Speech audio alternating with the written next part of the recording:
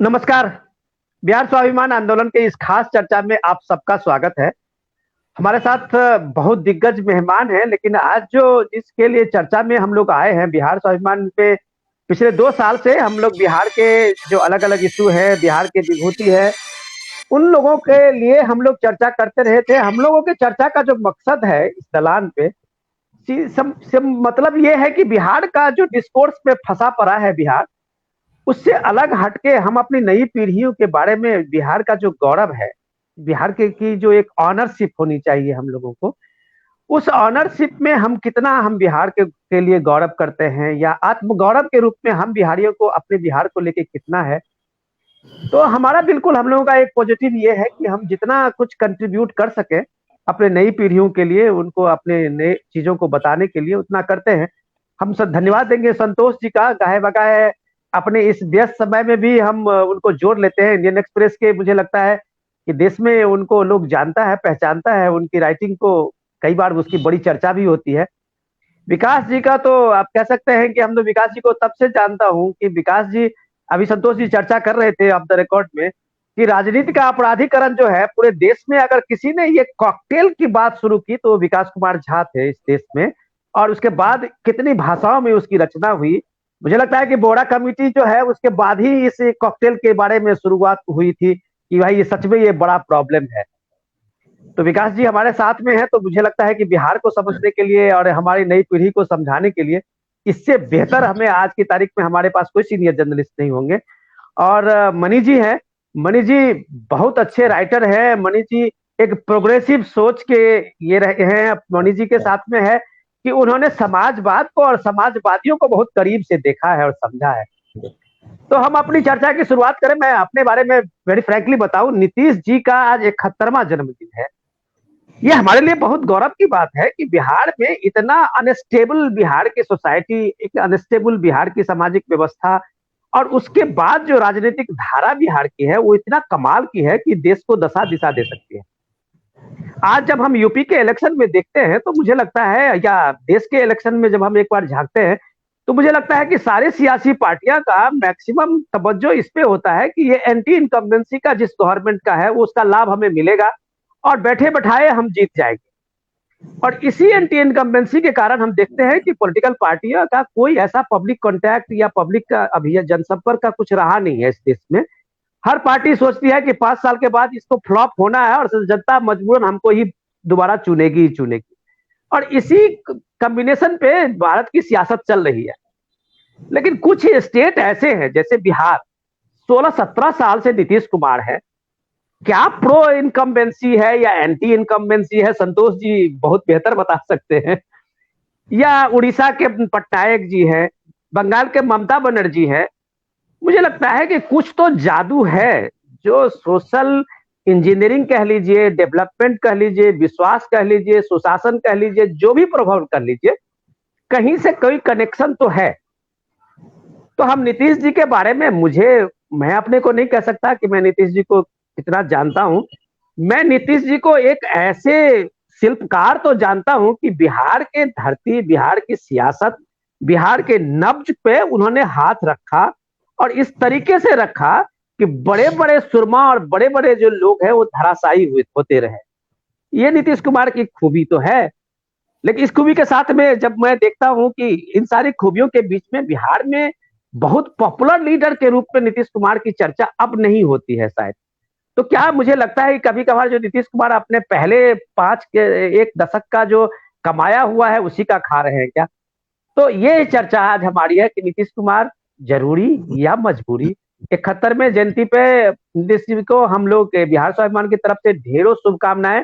उनके लंबे और दीर्घ आयु की कामना करने के साथ और सुखद भविष्य की कामना के साथ मैं सीधे मणि जी के पास जाता हूं सर, कि मणि जी नीतीश जी के साथ बहुत जुड़े हुए रहे हैं और समाजवादी धारा में जॉर्ज साहब के साथ से लेके और नीतीश जी के साथ के तक मणि मणि जी की जो यात्रा है उसको थोड़ा सा मणि जी हम लोग को बेहतर बता सकते हैं कि मणि जी ये सियासी चाल देने में क्या बिहार में सबसे अव्वल नीतीश कुमार ही है क्या? आपने सबसे पहले तो मैं आज नीतीश जी का जन्मदिन है, अपने पुराने साथी को मैं जन्मदिन की उन्हें सार्वजनिक मंच से बधाई देता हूँ, शुभकामनाएं देता हूँ और उनके स्वास्थ्य और लंबी उम्र की कामना करता हूँ। आपने जो पूछा कि क्या रहस्य है उनके, क्या वो लोकप्रिय हैं या उनके लोकप्रियता छीज रही है। देखिए, नीतीश जी लोकप्रिय तो कभी नहीं थे, लेकिन वह बिहार की राजनीति की एक जरूरत थे। आप 90 के 95 के दौर को आपने देखा होगा, यहाँ हमारे साथी संतोष जी और विकास जी हैं। उस समय की जो स्थिति थी, दरअसल वह लालू प्रसाद जी का दौर था और नीतीश जी की जो ताकत थी वह इनकी अपनी थोड़ी सी ताकत, वह जो कुर्मी चेतना की ताकत, पिछड़े तबकों के उस हिस्से की ताकत जो हिस्सेदारी न मिलने, वाजिब हिस्सेदारी न मिलने के कारण लालू प्रसाद से चिढ़ी हुई थी, और फिर अपर कास्ट की वह एक जो बेचैनी थी जो लालू प्रसाद को लेकर के थी, तो इसको जोड़ करके वो नीतीश जी की ताकत बनती है। और आप देखिए कि 90 में वह 2000 में वह किस तरह 7 दिनों के लिए मुख्यमंत्री होते हैं। वह 2005 में जब अक्टूबर 2005 में जब सरकार बनती है, उस समय उन्हें 143 सीट भाजपा और जदयू को मिला था, जिसमें मुझे याद है शायद 89 सीट लगभग नीतीश जी को की पार्टी को, जनता दल यू को मिला था। आप देखिए कि वह जब आते हैं नीतीश जी तो उन्होंने कुछ काम किया। एक चीज और यहाँ प्रसंगवश बता दूं कि 2005 के जो उनके जो पॉलिटिकल भाषण, चुनावी भाषण थे, उन भाषणों में एक बात जुमले की तरह बार बार वह कहते थे कि मुझे बहुत दिनों तक मुख्यमंत्री नहीं चाहिए, मुख्यमंत्री का पद नहीं चाहिए, एक बस 5 साल चाहिए। वह कहते थे 4.5 साल देश की गद्दी पर शेरशाह रहा और उसने एक नई लकीर खींच दी विकास की, मुझे बस वही शेरशाह का उदाहरण देते थे। जनता ने बार बार दिया, चौथी बारी दे दी है, मतलब वैसे तो मुख्यमंत्री तो 5वीं 6ठी बार हो गए हैं, लेकिन वह आप 16 साल से हैं, मतलब 3 टर्म से अधिक से वह मुख्यमंत्री हैं और इस रूप में कोई कमी नहीं आई। उनको जनता ने कोई कोताही नहीं की, उनको पूरा समय दिया। लालू प्रसाद जिसे दुगना का समय उनको अब तक मिल चुका। लेकिन आप देखिएगा कि 2005 से लेकर के 2010 तक का उनका समय रहा। 2009 में लोकसभा का चुनाव भी भारी बहुमत से जीतते हैं, बहुत अच्छा उन्होंने काम किया। लालू प्रसाद जी की पार्टी को उन्होंने 4 पर समेट दिया और 2010 में उनकी पार्टी को विधानसभा में 22 पर समेट दिया। लेकिन 2010 के बाद से लगातार नीतीश जी कमजोर हुए। आप देखिए, अगर स्वतंत्र होकर के लड़े 14 में, स्वतंत्र क्या नतीजा हुआ उसको सब लोग जानते हैं कि 2014 के लोकसभा चुनाव में नतीजा क्या आया। 2002 केवल 2 सीटें मिली और बहुत मुश्किल से, दोनों 50,000 से कम, एक जगह करीब 38,000 से, दूसरी जगह 9,000 से जीत हासिल। मनी जी, हाँ मनी बस जी, बस बस हाँ, एक मिनट मुझे लेने सर दीजिए। सर उसके बाद 2015 में वह लालू जी से फिर दूसरे नंबर पर आ गए, 71 सीटें मिली। 2020 में वह पूरे में तीसरे नंबर पर आ गए, लेकिन वो बार बार मुख्यमंत्री होते रहे। यह उनकी ताकत नहीं है, यह राजनीति की मजबूरी है और इस मजबूरी को हमें देखना चाहिए, बहुत उदारता से देखना चाहिए। उनकी ताकत अच्छा नहीं है। और यह आप पूरे जो बायोलॉजिकल ये में होता है कि बड़ी चीजें ध्वस्त हो जाती हैं, डायनासोर मर जाते हैं। वह जो जो हिमयुग आता है, वह जो एक या जो एक एज आता है जो उसको ग्लेशियर एज जो कहते हैं, जो आता है, तो डायनासोर तो मर गए, लेकिन वह गिरगिट उसमें नहीं मरते हैं, वह पहाड़ पर चढ़ जाते हैं। तो यह सुविधा उनके साथ हुई, उनकी कमजोरी उनकी ताकत है। हाँ, आप कुछ बोल रहे थे विनोद जी। में सर, मैं मनी जी, मैं सॉरी, माफी चाहूंगा कि हमने बीच में आपको रोका है, कि एक्चुअली मुझे था क्या कि एक बार एक इंट्रोडक्टरी रिमार्क सबका हो जाए, उसके बाद ये चर्चा हम तो 1 घंटे अभी हम लोग करेंगे। तो मैं विकास जी के पास सीधे जाता हूँ। सर, मनीष जी ने जो कहा वो एक पक्ष है और इस चीज को हमें समझना पड़ेगा, लेकिन उससे ज्यादा इम्पोर्टेंट ये है कि हम पिछली यानी शायद एक हफ्ते 10 दिन पहले प्रधानमंत्री एक किसी सेमिनार में वो एक चर्चा कर रहे थे देश के समाजवादियों का। तो उन्होंने कहा, नीतीश जी के 2-3 लोगों की तारीफ की, तो उसमें उन्होंने नीतीश जौहर साहब के बाद नीतीश जी की तारीफ की कि नीतीश जी वो समाजवाद के उस वो चेहरे हैं जो अगर कहें कि कबीर के जो दास कबीर जतन से ओढ़े जस ओढ़ी तस धीनी चदरिया, जिसमें न कोई दाग लगा न कोई वंश परंपरा को आगे बढ़ाने के लिए कोशिश की। और मुझे नहीं लगता है कि नीतीश कुमार पे कोई करप्शन के चार्जेस जिस तरह से लगे होंगे या नीतीश कुमार अपने परिवार सगे संबंधियों को पॉलिटिकल धारा में लाने की कोशिश की होगी। क्या ये भी एक इमेज है जो लालू यादव के समाजवाद से नीतीश को अलग करता है और समाज के और लोगों की एक सिंपैथी नीतीश जी के साथ में खड़ा होता है, या कभी देश जो है उनको प्राइम मिनिस्टर मटेरियल भी मानने लगता है? क्या है नीतीश जी सर, आप बेहतर बता सकते हैं। एक छोटी सी कथा कह देता हूं।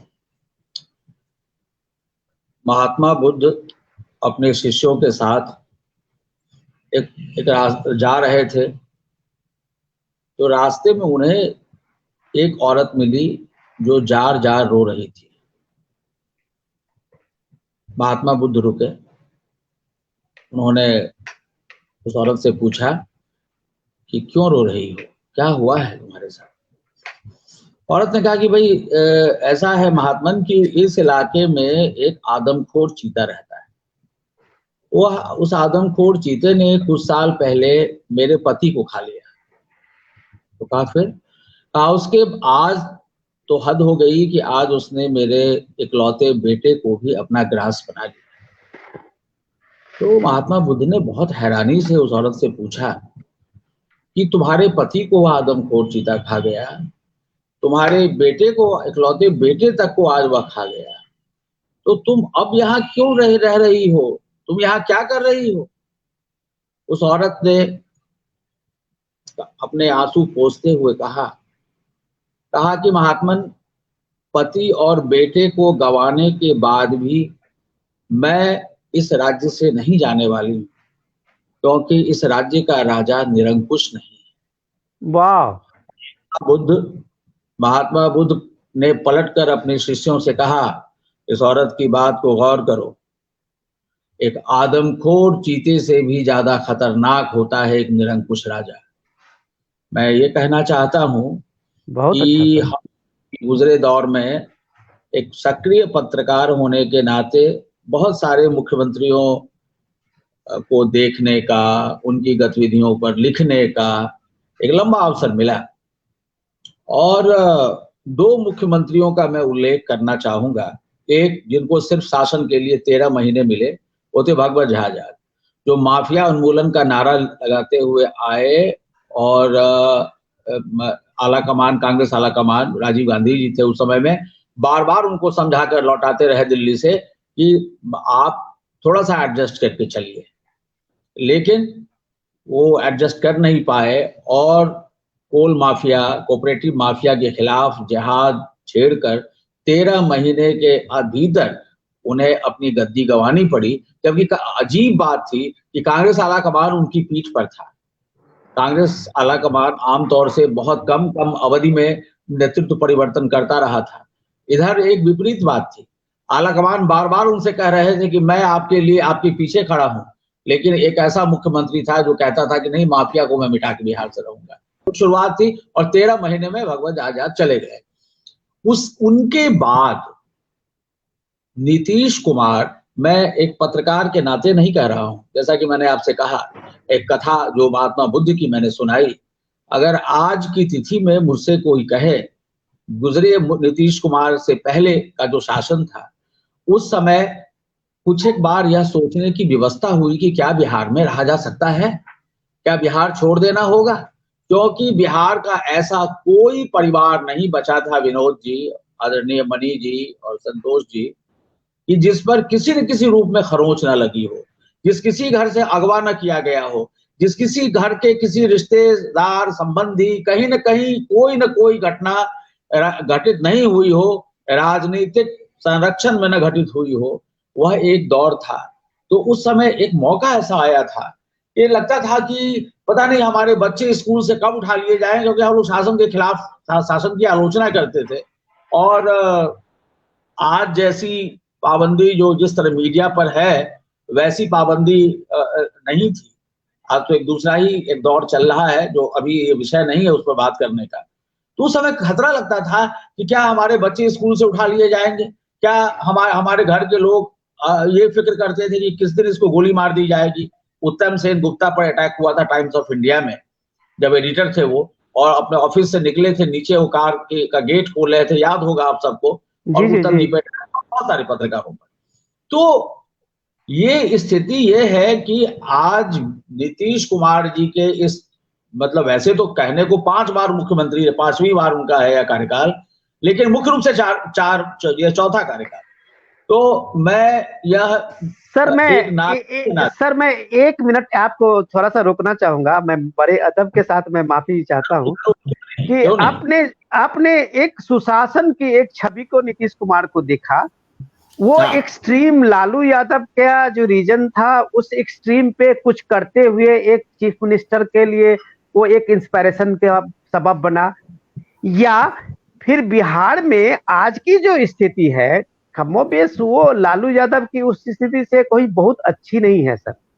जो फीडबैक हम लोगों को मिलता है, जो संतोष जी के रिपोर्ट में अक्सर हम लोग पढ़ते हैं, तो ये लॉ एंड ऑर्डर की जो बात है सर, हमारे यहाँ लॉ एंड ऑर्डर कभी इस तरह का चुनाव के मुद्दा बना या ना बना, मुझे ज्यादा इस पे जानकारी नहीं है।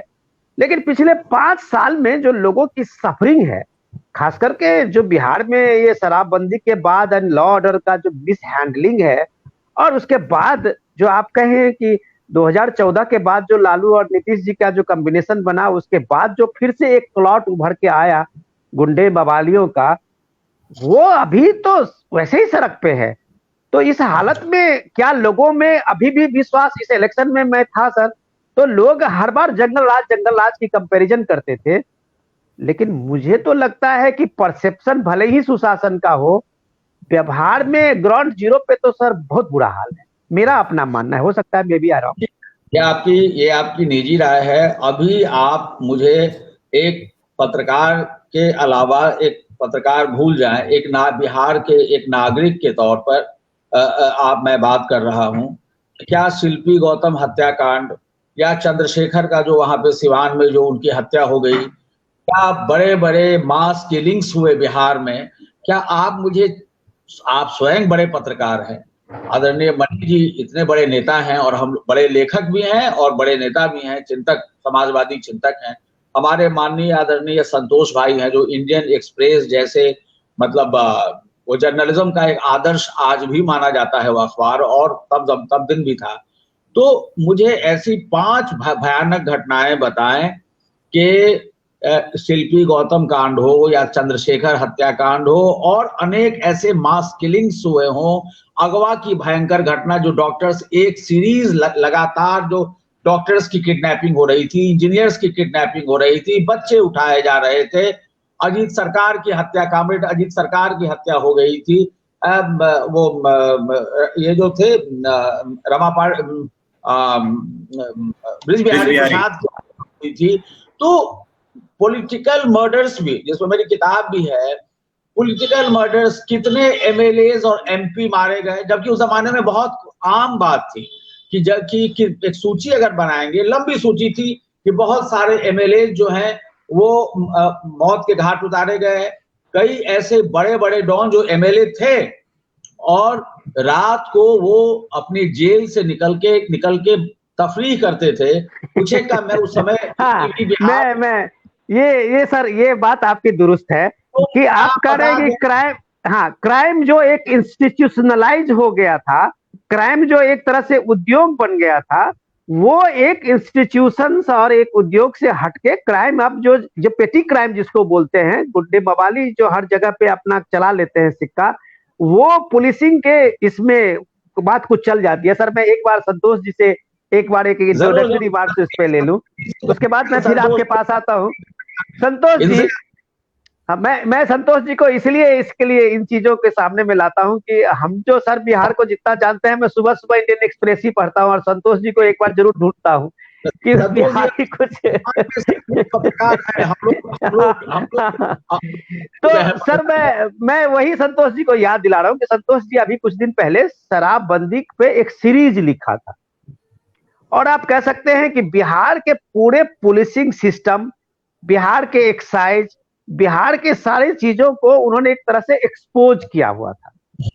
और सबसे बड़ी बात है कि कोर्ट की प्रोसीडिंग, सुप्रीम कोर्ट के आप पटना हाई कोर्ट तक सारे कोर्ट एक तरह से सर घुटने टेक के नीतीश सरकार को कह रही है कि भैया अब मान जाओ, अब और अब इससे ज्यादा ये मत करो, तुम्हारा थ्रेशोल्ड का ये सीमा पार कर चुका है। मैं संतोष जी को से एक बात सवाल का जवाब लगाना चाहता हूं कि संतोष जी, सर मैं आपके जितनी सारी रिपोर्ट देखता हूं तो मुझे लगता है कि बिहार के क्राइम में शराबबंदी का सबसे बड़ा कंट्रीब्यूशन है आज की तारीख में, और ये नीतीश जी के सुशासन का सबसे बड़ा ब्लॉट है, मैं ऐसा मानता हूं। सर आपकी राय क्या है इसमें? थोड़ा सा इसको ब्रॉड पर्सपेक्टिव में लेते हैं। सिर्फ लीगर का डिस्कशन करना सिर्फ एक तरह से एक पक्षीय होगा, और मैंने पहले कहा है और मुझको लगता है कि मेरी पहली भी बातचीत हुई थी तो इस पर उसमें मैं उसमें रिपीट नहीं करूंगा, लेकिन मैं आपका डायरेक्ट प्रश्न में जरूर लेता हूं। तो मैंने पिछली बार भी कहा था, उसको मैं रिपीट करता हूं। मैं इस तरह देखता हूं कि नीतीश कुमार बराबर एक बात करते हैं कि गांधी जी की बात करते हैं, डायरेक्टिव ऑफ स्टेट प्रिंसिपल्स की बात करते हैं। मैं सिर्फ यही पूछना चाहता हूं कि ये प्रिंसिपल्स कब आया? ये मतलब ये 5-7 साल पहले आया है या फिर उसके काफी समय हो गए इस चीज को आए हुए? ये तो पहला बिरला एग्जाम्पल होगा इतिहास का ना, कि एक ही चीफ मिनिस्टर अपने काल में फर्स्ट टर्म में लिबरलाइज करते हैं लिकर पॉलिसी को, और वही चीफ मिनिस्टर पॉलिटिकल कंपल्सन के कारण से उसको प्रोविजन लगाते हैं। तो ये जो सोशल रिफॉर्म का टैग है वो गलत है। सोशल रिफॉर्म नहीं है। आप ये बोलिए, जब एनडीए से आप अलग हो गए, आपको एक नेशनल एजेंडा चाहिए था, आपका सुशासन का एजेंडा पिट गया था, आपको लगेगा कि Congress will lap it up, तो आपने एक अपना एक शगुफा दिया कि भाई इसको ले लो। लेकिन जब लौट के आए तो फिर वो मना नहीं। अब आप देखिए सुप्रीम कोर्ट ने क्या प्रतिक्रिया दी, और कल का बयान देखिए ना। कल ज्वाइंट कमिश्नर ने प्रेस कॉन्फ्रेंस करके लोगों को बताया कि अगर कोई शराब के बारे में जानकारी आप सोर्स आइडेंटिफाई करते हैं तो आपको रिबेट देगी। तो मैंने फोन करके पूछा अंडर व्हाट लॉ? अमेंडमेंट तो हुआ नहीं है अभी। तो उन्होंने कहा कि नहीं आप तो मर्म समझ गए, तो हम माहौल बना रहे हैं। तो कहने का इनका लबोलुआब ये है कि ये रोल बैक कर रहे हैं। टॉडी को कह रहे हैं कि टॉड नीरा बेची, हम 1 लाख तक सपोर्ट देंगे। ये क्या है? ये मतलब ईटिंग हम्बुल पाए है, अपना बाइटिंग द डस्ट एक तरह से कह सकते हैं। रिट्रैक्ट वाले मोड में धीरे धीरे जा रहे हैं, क्योंकि अब देखिए ड्रिंकर्स की आप 4 लाख केसेस, आप देखिए इतने अरेस्ट, बहुत लोगों को बेल मिल गए, लेकिन जेल की जो ओवर क्राउडिंग है इसके कारण से वो बहुत ज्यादा है। और कोई आदमी एक मान लीजिए 22 साल 20 साल का लड़का अगर ड्रिंकिंग के आरोप पे जेल जाता है, वो लौट के रिफॉर्म होके थोड़ी आएगा, वो तो वेंजेंस के साथ लौटेगा, उसका रिफॉर्म तो हो नहीं रहा है। तो ये पर्पस सर्व नहीं कर रहा है। और मैंने एक सोशल एस्पेक्ट भी उसमें चर्चा की थी कि बहुत अच्छा सर, 80-85% जो लोग हैं ईबीसी शेड्यूल कास्ट के लोग पकड़े गए हैं। तो कौन है? तो नीतीश कुमार की एक तरह से कहीं की कंस्टिट्यूएंसी थी। तो आप देखिए कि 2 बार इन कानून को उन्होंने ऑलरेडी अमेंड कर चुके हैं, तीसरा अमेंडमेंट प्रपोज्ड है। तो ये इन ऑल फॉर्म ये डाइल्यूट होगा। तो मैं थोड़ा सा विशद विवेट, चुकी है मनीष सर ने कवर किया, विकास ने बहुत कवर किया, मैं इसको रिपीट नहीं करूंगा। मैं उसको इस खंड को, लालू जी को, दोनों खंड को मैं इस तरह से देखता हूं कि आप देखिए अब सोशलिस्ट थिंकर से आए, आप 90 से 95 तक लालू जी के साथ 4-5 चीजें होती गई। मंडल कमंडल हुआ, आडवाणी के रथ को रोका, 91 की वो जीत हो गई, तो 92-93 तक आते आते बहुत बड़े नेता बन गए, सबको दरकिनार कर दिया। अब 94 में नीतीश कुमार अलग हो जाने के बाद आप देखते हैं कि अब लगा कि ये जब 3 कॉम्बिनेशन ट्राइपोलर पॉलिटिक्स थी तो लालू जी निकाल लेते थे, 95 निकाल लिया उन्होंने। तब नीतीश जी को लगा कि नहीं ऐसे काम नहीं चलेगा, तो जो एक सोशल कॉम्बिनेशन को ब्रेक करना था, उस कॉम्बिनेशन को उन्होंने जब ब्रेक किया, तब जाकर के 2000 उसमें भी 2000 जीत गए लालू जी, फिर से कांग्रेस के साथ मिलकर सत्ता बनाते हैं। तब जाकर के 5 की फरवरी में उसके बाद नीतीश कुमार को प्रोजेक्ट किया जाता है। उसके बाद से जैसे मनीष सर बता रहे हैं, उनको मेजोरिटी आती है, मेजोरिटी आने के बाद तो ये सत्ता का ये तिलस्म तोड़ने के लिए जहां हम कहते हैं कि मजबूरी है या जरूरी है, यही ये बात आती है कि क्यों ये मजबूरी हो जाती है, क्यों ये जरूरी हो जाते हैं। तो नीतीश कुमार 2000 में बन चुके हैं। सुशील मोदी ने कहा कि भाई मैं तो राजनीति में उनसे सीनियर था, अगर जब छात्र राजनीति जब करता था, लेकिन जब 2000 में वो 7 दिन के लिए मुख्यमंत्री बन गए तो ऑफकोर्स उनकी लकीर बड़ी हो गई, तो दावेदारी हो गई। पासवान ने मुझे व्यक्तिगत इंटरव्यू में कहा था कि मुझे पहले ऑफर किया गया, तो उसमें कितनी सच्चाई है वो नहीं रहे, तो अलग बात है। अब नीतीश कुमार के बनने के बाद क्या होता है कि उन्होंने एक अपने डेवलपमेंट एजेंडा की पैकेजिंग बहुत अच्छी से की। आप देखिए कि उनके साथ कैसे कैसे लोग जुड़े, शुरू में एनके सिंह जुड़े, और 5 साल देखिए, मैं भी उस काल को कवर किया था। मैं तो एग्जैक्टली 2006 में यहाँ आया हूँ, तो मैंने उनका कंप्लीट पीरियड कवर किया है, एक एक खंड बाय खंड कंप्लीटली किया नीतीश कुमार का। तो उस पीरियड में आप देखिए 5 साल के जो काम था, अब रेमिंगटन टाइपराइटर था। अब रेमिंगटन टाइपराइटर से जो एक कंप्यूटर वाले युग में आप सेक्रेटेरिएट में चले जाइए, एक से एक स्वयं की ऑफिस मिल जाएंगे। तो ऐसा कहना कि कायाकल्प नहीं हुआ है कायाकल्प। बहुत कुछ इंफ्रास्ट्रक्चर के सेक्टर में, गवर्नमेंट के सेक्टर में रोड्स बने हैं। आप मेरा गांव बांका जिले के रामचुआ गांव है, वो बांका जाने में मुझे 4 घंटे लगते थे, अब मैं 40 मिनट में जाता हूं। मैं कैसे डिस्क्रेडिट कर सकता हूं? सड़कें बनी है, लेकिन मेरे कहने का मतलब है कि ये सरकारी नौकरी नहीं है जनाब। ये आप चौथी बार मुख्यमंत्री बने हैं, लॉन्गेस्ट सर्विंग चीफ मिनिस्टर बन गए, आप श्री बाबू को रिकॉर्ड को आपने तोड़ दिया है। तो अब ये बताइए, सरकारी नौकरी तो है नहीं, आपने बिजली, सड़क, पानी के अलावा क्या दिया है? मुझे चौथी चीज बहुत अच्छा, ये सब मैं यही चीज पे आना चाह रहा था। एग्रो फूड प्रोसेसिंग, केला, मखाना, चावल क्या दिया है? अब ठीक है, बड़ी बड़ी इंडस्ट्री नहीं आई। कोरोना काल में एक नॉर्मल सी ब्रेड की फैक्ट्री का हाजीपुर का इतनी बिक्री होती है, उस ब्रांड को क्यों टैप नहीं कर सकते हैं आप अभी? अब जब नॉर्मलसी आ गई है तो आपको वो आइडेंटिफाई, ये मत कहिए कि हमारे पास पैसा नहीं है। आज क्यों आप बजट में करें कि 151 इथेनॉल यूनिट्स आ रहे हैं ना, थोड़ी सी इच्छा शक्ति दिखाई तो आ रही है। तो आपने दिस इज वेयर, जब इतिहास कंपैरिजन करेगा ना, तो जब सोशल इंजीनियरिंग का काउंट होगा तो कर्पूरी ठाकुर पायनियर माने जाएंगे। जब मॉडर्न बिहार की बात होगी तो श्री बाबू की बात होगी पहले, उसके बाद अच्छा क्योंकि मैं इसको इस तरह देखता हूं। और सोशल एम्पावरमेंट की बात होगी तो लालू जी की चर्चा उसी पुरजोर तरीके से होगी। जी बहुत अच्छा संतोष जी, आपने मुझे बहुत एक तरह से कही कि नीतीश जी के सवाल को पूछने के लिए काफी लीड ही दे दिया है। मैं सीधे मनीष जी के पास जाता हूं कि मनीष जी, संतोष जी जो बता रहे थे, आपके इस 3 दशक के बिहार में 3 दशक के लीडरशिप, तो नए लीडरशिप हुए ही नहीं। मुझे लगता है कि इस देश में अगर सबसे ज्यादा अकाल कहीं लीडर का है तो बिहार में है, जितना मैं समझ सकता हूँ। मुझे माफ कीजिएगा, मैं विकास जी और संतोष जी के सामने में यह बात बोल रहा हूँ, क्योंकि लेकिन मेरी जो जानकारी है, जितना मैं टेलीविजन पे समझ रहा हूँ, टेलीविजन के लोग बहुत छोटे छोटे बाइट पे ही काम चला लेते हैं, तो मुझे शायद तो थोड़ी सी जानकारी है। तो ये बिहार में एक तरह से लीडरशिप का गैप है, और वही जेपी के आंदोलन के जो सारे लीडर हैं पिछले 30-40 साल से बिहार को जिस तरह से प्रभावित करना चाह रहे हैं, वो पॉलिटिक्स को प्रभावित कर रहे हैं।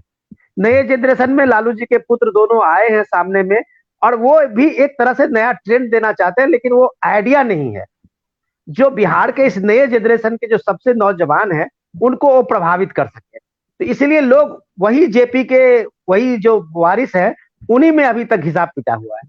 आपने इस समाजवाद को बहुत करीब से देखा है और इन समाजवादियों को देखा है।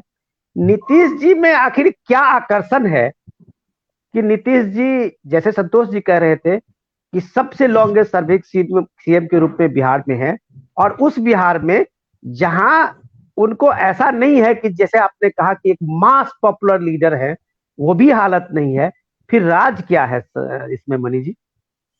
वो मैंने पहले बतलाया, लेकिन आपने जो कुछ मौजूद सवाल उठाए हैं उस पर मैं कुछ कहना चाहूंगा।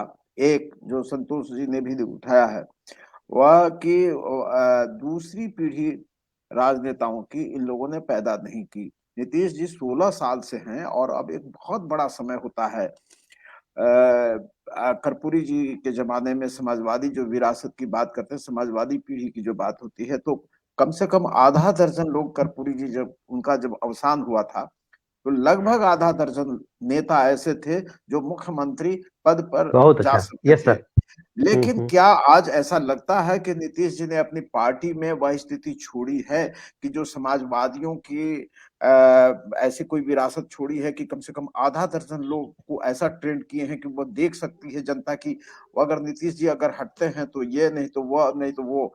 आप बहुत मोहब्बत के साथ मैं विकास भाई से कहना चाहता हूँ कि वह कहीं ना कहीं थोड़ा बायस्ड हम मुझे लगा, मित्र हैं, बहुत आदर के साथ कह रहा हूँ कि वह एक चीज देखिए, बार बार समाजवादियों में बार बार वह लोहिया जी कहते थे, जॉर्ज फर्नांडिस कहते थे, मधुलिमा कहते थे कि चोर दरवाजे से, मतलब वह जो उच्च सदन जिसे कहते हैं उसमें नेता को बिल्कुल नहीं जाना चाहिए।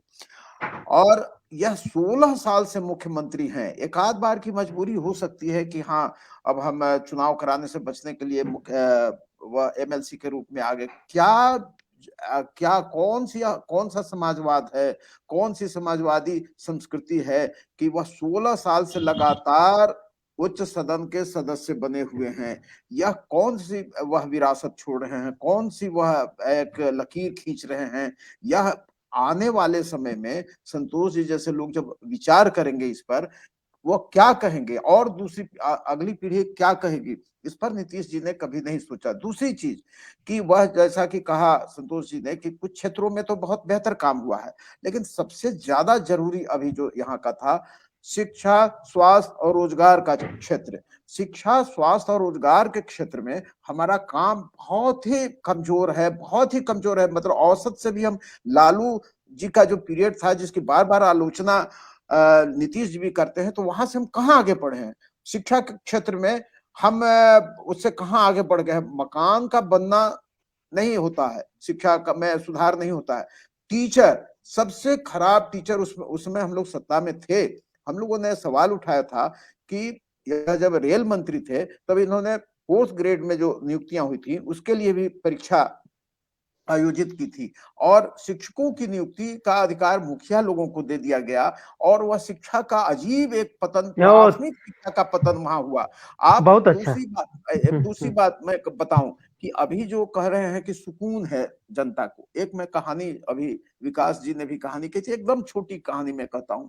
एक अमेरिकी लेखक हैं, जैक लंडन थे, तो उनकी एक कहानी है, फायर इन आइस, आग में या बर्फ में आग।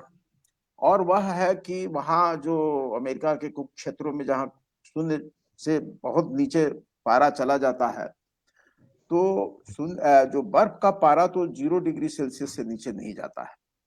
तो वहां कुत्ते गर्मी की तलाश में, वह बर्फ में जब बहुत नीचे चला जाता है 0 डिग्री सेल्सियस से, तो गर्मी की तलाश में, सुकून की तलाश में वो बर्फ में छुप जाते हैं।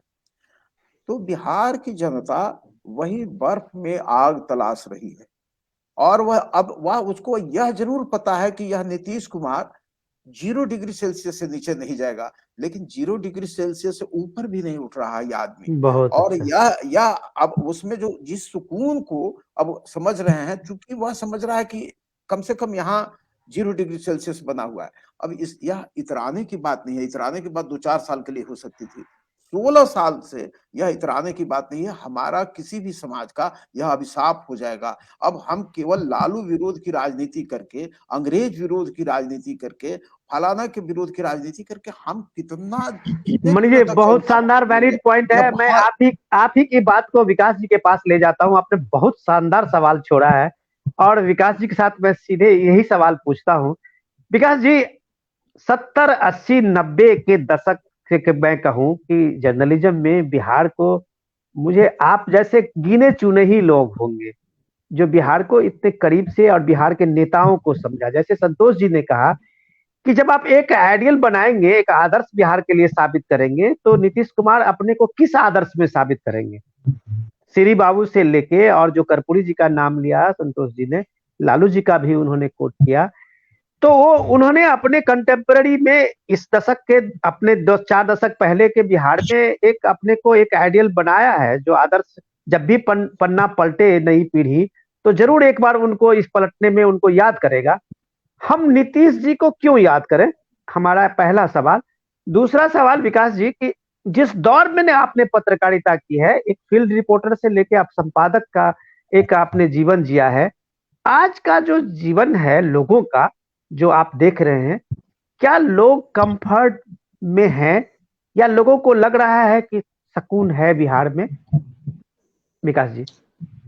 देखिए, सबसे पहली बात तो ये कि जो गुजरा दौर था लालू जी का जब जो लगभग 1.5 दशक से ऊपर का समय जो रहा वो, उसमें क्या बिहार सिर्फ 2 समुदायों के लिए था? जो माई समीकरण लालू जी डंके की चोट पर कहते थे कि ये माई समीकरण ही हमें हमेशा सिंहासन पर बनाए रखेगा। नीतीश कुमार ने उस फार्मूले को तोड़ा और यह एक पूरी बिहार के आवाम को एक मैसेज गया कि नहीं, बिहार सिर्फ 2 समुदायों के का ही प्रांत नहीं है, वह सबका है, वह सबका है। और यह एक ऐसा एक सोशल इंजीनियरिंग, जैसा कि अभी आप लोगों ने जिक्र किया कि जब वो पहले नंबर पर थे, उनकी पार्टी थी, तब भी वो चीफ मिनिस्टर बने। जब वो 2 नंबर पे उनकी पार्टी आ गई गठबंधन में, तो भी वो चीफ मिनिस्टर बने। और जब उनकी पार्टी एकदम उससे भी नीचे आ गई, तो भी वो चीफ मिनिस्टर बने। तो आखिर कुछ तो बात होगी कि भाजपा जैसी बड़ी पार्टी, राष्ट्रीय पार्टी ने मतलब, या फिर राजद को सबसे ज्यादा जब सीट आई गठबंधन में, फिर भी लालू प्रसाद जी ने नीतीश जी को मुख्यमंत्री कबूल किया। क्या वजह थी? ऐसा पॉलिटिक्स में कोई अस्थायी न तो मित्र होता है, न अस्थायी दुश्मन होता है। कुछ तो वजह रही होगी कि नीतीश कुमार को उन्होंने सराखों पे कबूल किया, लालू प्रसाद से लेकर के भाजपा के दिग्गज नेताओं तक, नेशनल पार्टी और एक रीजनल पार्टी। तो ये जो गवर्नेंस की जो कैपेबिलिटी है नीतीश कुमार में, और मैं ये कहना अभी जिक्र हुआ कि नीतीश कुमार क्या आदर्श छोड़कर जाना चाहें, उनका मॉडल क्या था, वो क्या आने वाले वक्त में जब नीतीश कुमार को याद किया जाएगा। तो मुझे न तो मैं अब सक्रिय पत्रकारिता में हूँ, न मुझे अब जीवन में कुछ खोना या पाना है किसी से। ये मैं बिल्कुल सार्वजनिक मंच पे कह रहा हूँ आपसे, मुझे किसी से कुछ लेना देना नहीं है, न कोई स्वार्थ है, न कोई इच्छा है। लेकिन एक बात मैं निश्चित कहना चाहूंगा, मेरे पिताजी कांग्रेस के विधायक लंबे समय तक रहे, मणि भाई जानते हैं, 4 अवधि तक वो विधायक रहे थे। लेकिन और हम लोग पक्के कांग्रेसी परिवार के रहे हैं। लेकिन जब मैं वोट करने जाता हूं तो मुझे लगता है मैं किसको, कांग्रेस को वोट दूं, क्योंकि मेरा बचपन से लेकर मेरी जवानी तक कांग्रेस विधायक के छत के नीचे गुजरी थी। लेकिन मुझे लगता है कि नहीं, पहले मुझे बिहार को सोचना होगा, तो मैं नीतीश कुमार को वोट करता हूं जाकर के। ये कहने में मुझे कोई गुरेज नहीं है। मैं ये कहना चाहता हूं, नीतीश कुमार आने वाले वक्त में 21वीं सदी के बिहार की परिकल्पना करने वाले एक नायक के रूप में जाने जाएंगे।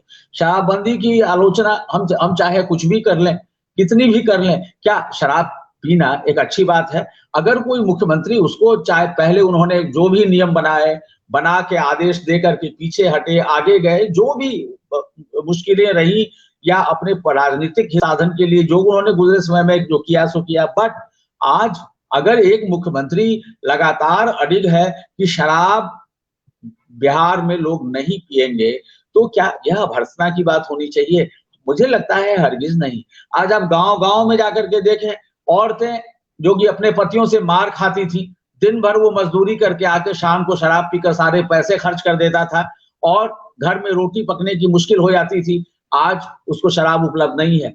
बड़े से बड़े लोग जो शराब पीते हैं उनको इकोनॉमिक पनिशमेंट मिल रहा है रोज आज भी बिहार में लोग शराब पीते हैं। ऐसी बात नहीं कि नहीं पी रहे हैं, जिनको जो चाहिए वो सब मिल रहा है, लेकिन आर्थिक दंड के साथ। यानी जो शराब की बोतल जो है वो अगर उसकी कीमत 1000 रुपए है तो उनको वह 3000 रुपए 4000 रुपए में उनको वह उपलब्ध होता है। तो यह इमीडिएट जो है वह एक इकोनॉमिक पनिशमेंट है। तो क्या ये गलत बात है? आप ठीक है, आप अगर एकदम लाचार हैं सर मैं 1 मिनट रोकूं आपको। आप जो ये जी चीजें, आप जो इकोनॉमिक लॉस है, एक पर्सनल किसी व्यक्ति के लॉस होने से ज्यादा लॉस तो स्टेट को भी है।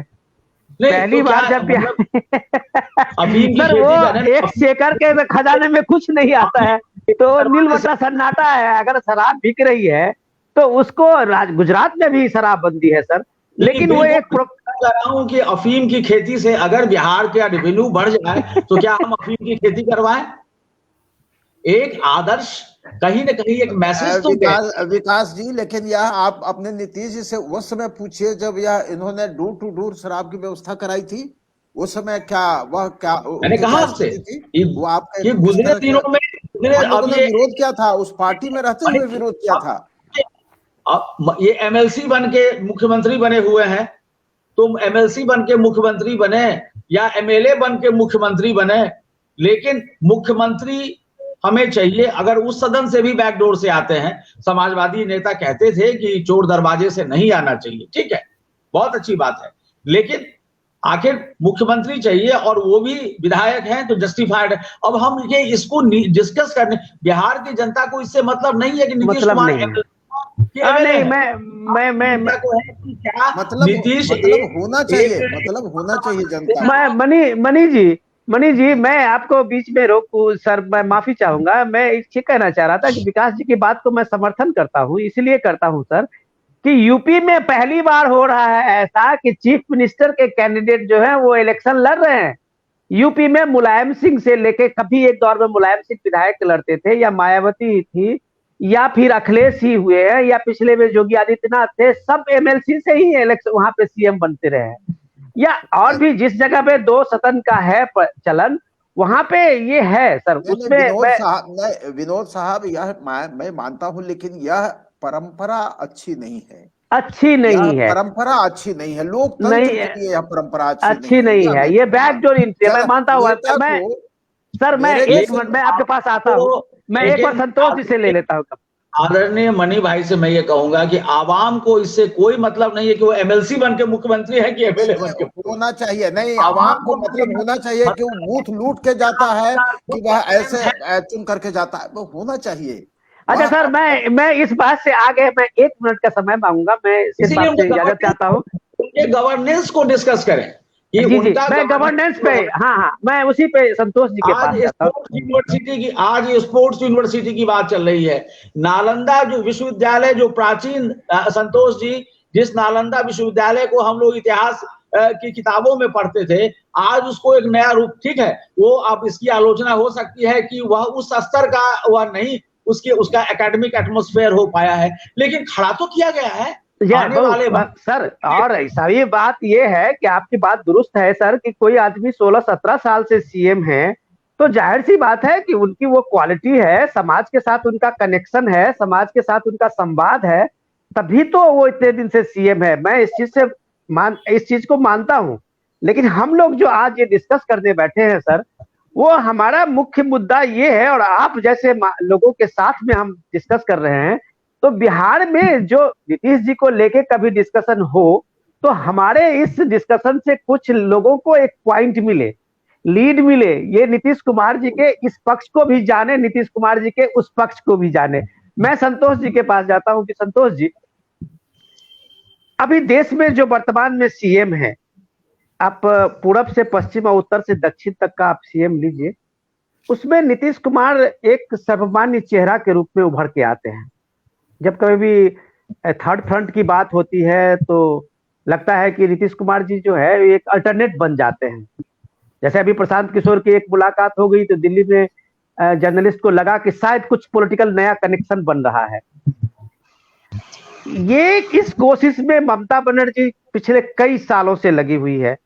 आजकल मैं देख रहा हूं कि जो केसीआर है टीआरएस के तेलंगाना वाला, उनको भी लग रहा है कि नेशनल सीन में हमें भी आना है, तो उनकी भी छटपटाहट है।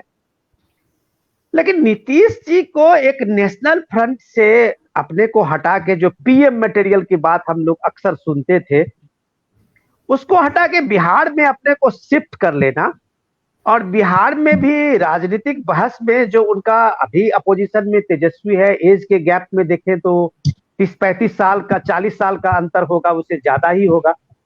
पिता पुत्र का गैप है, पिता पुत्र का गैप है। तो ये सारी परिस्थितियों में नीतीश कुमार तीसरे चौथे जनरेशन में एक तो अपने को फिट कैसे बैठा रहे हैं, नंबर 1। नंबर 2 कि क्या नीतीश कुमार वाकई में अभी भी पीएम मटेरियल है या अपने को बिहार तक ही सीमित कर लिया है? संतोष जी, अभी पहले सवाल पर आपका आता हूं। देखिए, आप प्रशांत किशोर से मुलाकात होती है, प्रशांत किशोर से मुलाकात होने के 2 दिन के बाद ये बात आती है, प्रेसिडेंट वाली बात। अब देखिए, आप पॉलिटिक्स में किसी चीज को आप आउटराइट डिसमिस नहीं कर सकते हैं, क्योंकि संभावनाओं का खेल है। तो अब ये हम लोग को एज ए पॉलिटिकल एनालिस्ट हम लोग क्वेश्चन पूछेंगे कि बीजेपी का क्या गेन है, क्या बीजेपी ऐसा कर सकती है? तो प्रैक्टिकल आप सोचेंगे, अगर उनको 5 राज्यों के चुनाव के बाद अगर प्रेसिडेंट में नंबर्स नहीं होंगे, तब एक कंसेंसस कैंडिडेट की जरूरत हो सकती है, जो एक्सपेरिमेंट अटल बिहारी वाजपेयी ने किया था अब्दुल कलाम, एपीजे अब्दुल कलाम के रूप में। That is one. तो लेकिन क्या बार्गेन में नीतीश कुमार बिहार का मुख्यमंत्रित्व बीजेपी को देंगे? अगर देंगे, जेडीयू की पॉलिटिक्स एज ए पार्टी 2025 के पहले JDU as a party finish नहीं हो जाएगी? ये सवाल। अपोजिशन का क्या गेन है? तो उनको एक नन आरएसएस नन बीजेपी का प्रेसिडेंट मिल सकता है, यही उनके बड़ा सक्सेस होगा। लेकिन all said and done BJP इतना प्रेडिक्टेबल पॉलिटिक्स नहीं करती है जो कि हम आप इतनी आसानी से समझ जाएं। अब दूसरा, आप कहेंगे पीएम मटेरियल, अब नहीं, अब वो दौर गया, चला गया। नीतीश कुमार का मैं 2 कालखंड देखता हूं, 2017 के पहले या 13 भी मान लें, 17 और उसके 17 के बाद।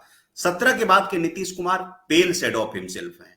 वो एक मुख्यमंत्री ऐसे व्यक्ति जो मुख्यमंत्री बने रहना चाहते हैं, एक बस, और उनका कोई और अल्टीमेट गोल नहीं है, क्योंकि उन्होंने 16 से रोल बैक करना शुरू कर दिया था कि मैं राष्ट्रीय पॉलिटिक्स में इंटरेस्टेड नहीं हूं, मुझे बिहार का मैंडेट मिला हुआ है।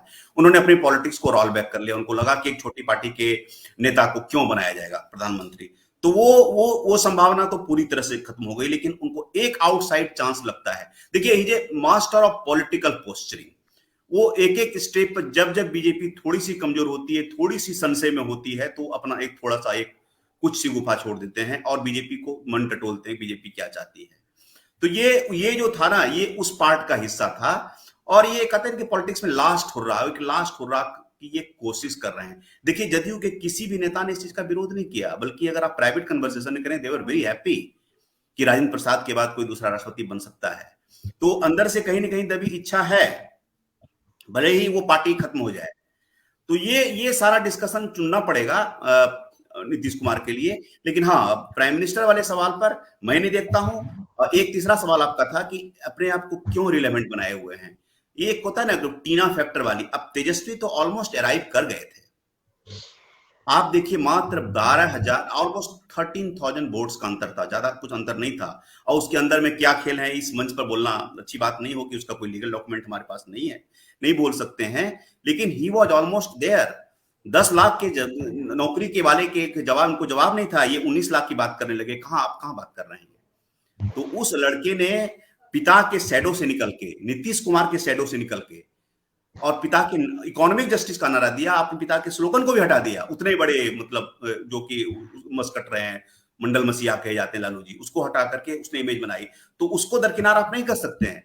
बहुत ज्यादा दूर नहीं है कि बिहार की राजनीति 2 ध्रुवीय होने वाली है। एक में बीजेपी इतर पार्टी होगी और इसमें राजद और अन्य पार्टी होगी। और नीतीश कुमार की जो पार्टी होगी, वो अब just a matter of time, कितना दिन रेसिस्ट करते हैं। वो पार्टी, हमको लगता है कि वो खंडित होकर के कुछ समावेश बीजेपी में हो जाएगी, कुछ इधर उधर जाएंगे।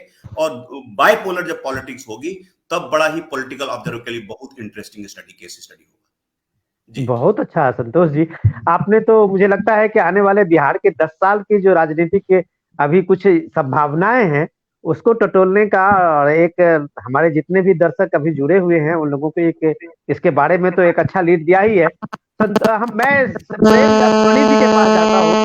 मणि जी, ये सबसे जो आप जो देख रहे हैं कि संतोष जी जिस चीज को लेके अभी आए हैं और एक नई बहस में एक नई चर्चा आपके सामने में रखा है, क्या नीतीश जी सच में बहुत महत्वाकांक्षी हैं, जो अपने साथ रहने वाले लीडर्स जो है, कभी उसको अपने बराबर में लाने या नेतृत्व के रूप में उन पे जिम्मेदारी सौंपने का ना उनको गट्स है ना भरोसा है? आप क्या देखते हैं, क्या नीतीश जी बहुत महत्वाकांक्षी है? महत्वाकांक्षी जो राजनीति में है तो सब होते हैं, और महत्वाकांक्षी होना अपराध नहीं है।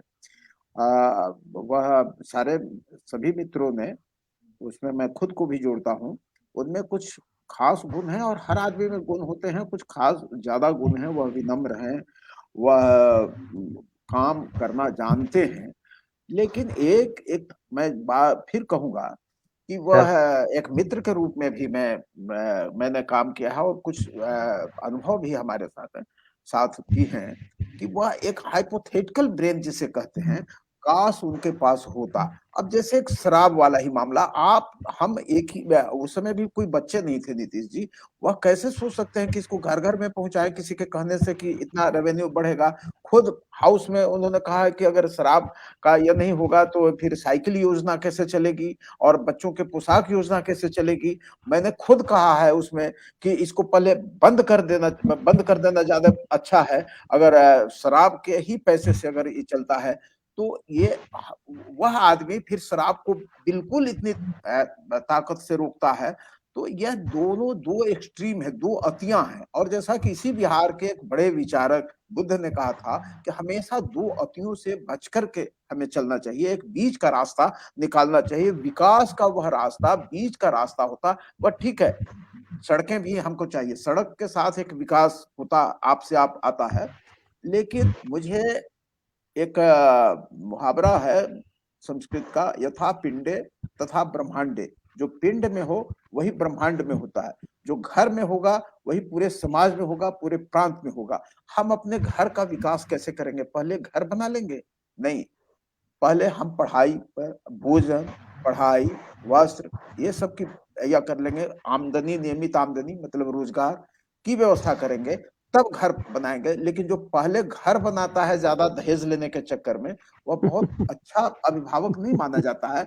मैं जानता हूं कि उनका 5 साल बहुत अच्छा था नीतीश जी का, लेकिन वह खुद नीतीश जी लालू जी के लिए कहते थे कि वह एंटीबायोटिक दवा है मनीष जी, वह 5 दिन से ज्यादा चलती है तो फिर हर्ज भी कर नुकसान भी करता है। तो यह बात नीतीश जी के लिए भी लागू होती है ना। वह एंटीबायोटिक दवा अगर है, उसको एक सीमित समय तक ही चलाना है। आप लगातार जब चला रहे हैं और एक कोई आपने कोई उसके लिए कोई प्रोग्राम नहीं बनाया है, तो आप अच्छे डॉक्टर नहीं हैं। तो मनी जी आपने क्या पॉलिटिशियन के लिए भी डेट ऑफ एक्सपायर्ड का ये रखा है क्या? मैं बिल नहीं एक्सपायर नहीं, अवसर दीजिए ना। थोड़ा आते जाते रहे लोग। बार बार लोहिया जी कहते थे कि रोटी को उलटते पलटते रहो।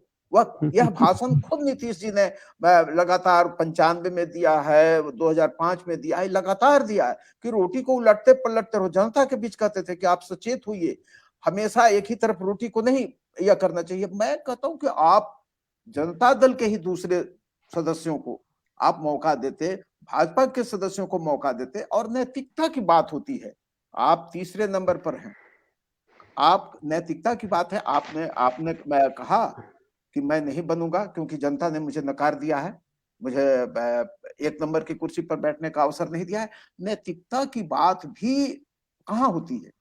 आप 16 साल से हैं, हम रहे, वह आजीवन रहे पुतिन की तरह। हम कहते हैं कि फिर लोकतांत्रिक मर्यादाओं, परंपराओं और समाजवादी संस्कारों की बात न करें।